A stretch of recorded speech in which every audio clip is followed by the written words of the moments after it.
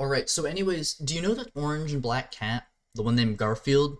It's been around for a little bit, just like 40 years and so.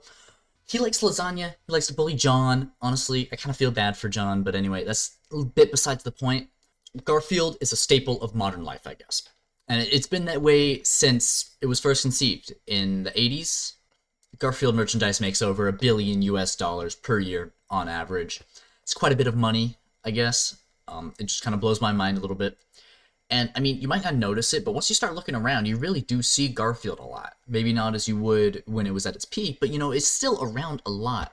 This merch, it must go somewhere, right? Maybe it goes to your grandma's house, or maybe it goes to the Garfield Museum in Indiana. But one of the main problems with said Garfield merch and a lot of other plastic products in the world is that it doesn't always go where it's supposed to be.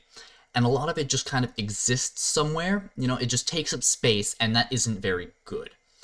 And one of the places that this Garfield merchandise ended up was a very small beach in France.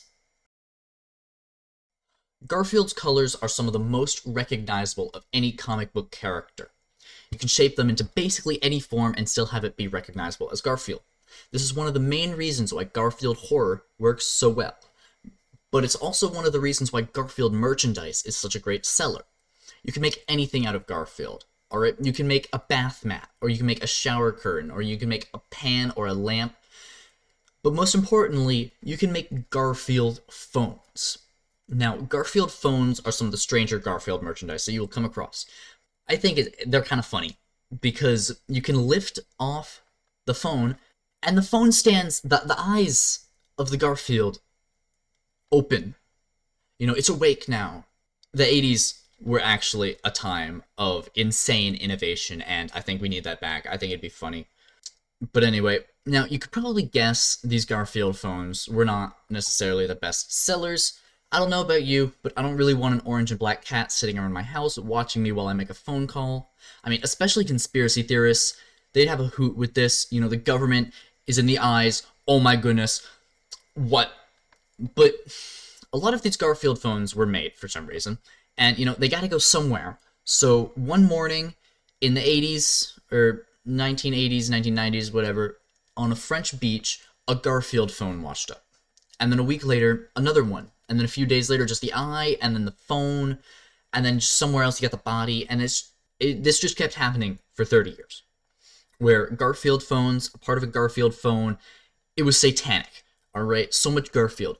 It kept washing up on this French beach, and French environmental agencies were mainly tasked to clean it up. It was mainly this environmental activist group called Arvilansu, Arville-Tensou.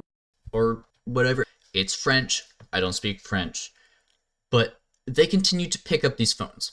Now, there was never an answer to why these Garfield phones were washing up on this beach, or where they're coming from, so they just kept washing up, and the environmental agency just kept cleaning them up, right? A never-ending cycle. But around 2018, 2019, a French farmer comes up to the environmental activists and say, hey, I saw a shipping container in this cave back in the 80s that had a bunch of Garfield phones in it.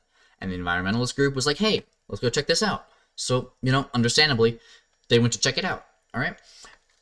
And when they got there, they see this cave. And its mouth is open to the ocean. You got the waves pushing everything in there. It's a cave. But tucked away inside the cave was this shipping container that had been bust open. And there were Garfield phones scattered around the cave. In the shipping container, on the shipping container, around the shipping container, every single preposition that you can think of, the Garfield phones were there. The leader of this activist group had reportedly said that it looked like they had arrived after the battle, as most of the Garfield phones had been swept away by the ocean currents and onto that beach. The shipping container had been chucked off a cargo ship that was passing by there due to a storm around 30 years ago when the Garfield phones first started washing up. That's it. Kind of an anticlimactic ending. I'm Tom Scott now. This is my Tom Scott character arc. You gotta deal with it.